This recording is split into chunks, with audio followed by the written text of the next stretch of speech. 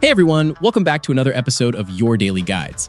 Version 1.3 of Arknights Endfield just ended its livestream, and this update brings a pretty clear mix of new exploration content, new operators, system changes, and the first version of Contingency Contract inside Endfield. As always, all the timestamps are down in the description if you want to skip ahead to your favorite part, and if you haven't already, make sure to join the Discord. The update adds new gear through the Grizzled Edge set, while Chingbo and Swordmancer both get extra pieces, so players who already built around those sets will have more options to work with instead of starting from zero.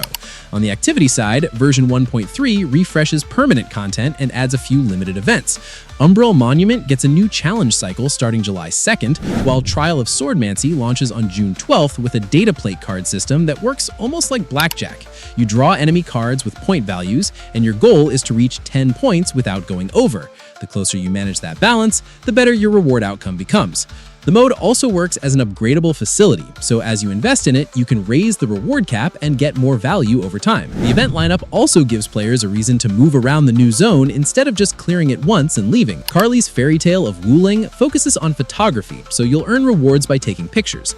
Search for Sword Vault Dale acts more like a guide event that pushes you through the new exploration area and helps you track what the patch wants you to find. The Protocol Pass adds 2 new weapons too, with Phantom Pain as a greatsword and Beacon of Duty as a polearm. For base decoration, the update also adds new ornaments, including the Tiger Cage, and that one actually lets you place characters inside it. For banners, the patch introduces 2 new 6-star operators. Mi Fu arrives first as a physical guard who uses a massive greatsword, and her kit focuses on pulling enemies together, stacking pressure, and finishing with heavy physical damage.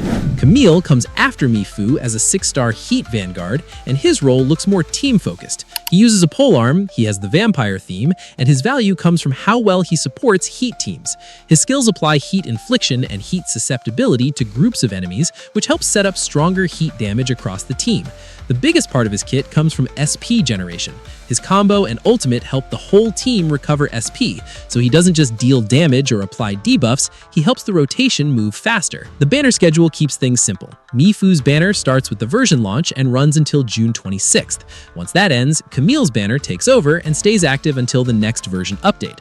So if you're choosing between them, Mi Fu looks like the stronger pick for players who want a physical guard with crowd control and burst damage, while Camille looks better for anyone trying to build or improve a heat team that needs better SP flow and stronger setup tools. The biggest endgame addition is Contingency Contract Reignition Experimental Operation. This mode comes from the original Arknights, and in Endfield, it works around customizable difficulty. You choose test criteria, which are modifiers that make the stage harder, and harder modifiers give more points. Higher tier criteria raise the challenge more, so the score reflects how much risk you chose to take. Version 1.3 also brings a lot of quality of life changes, and these are the kind of updates that should make the daily grind feel less annoying. Gear crafting now supports bulk artificing, so you won't have to handle pieces one by one as much. Weapon management also improves because you can batch dismantle weapons and batch lock them, which should clean up inventory work a lot faster. Essence farming gets one of the better changes in the patch. The game can now identify and lock essences that match the target weapon you selected. That saves time because you don't have to manually check every useful essence while farming. The regional overview menu also helps with navigation by letting you monitor and jump to facilities across different regions from one place. Base operations get cleaner too. The AIC system can automatically resolve formula blockages now, which should reduce the amount of micromanagement needed when production gets stuck.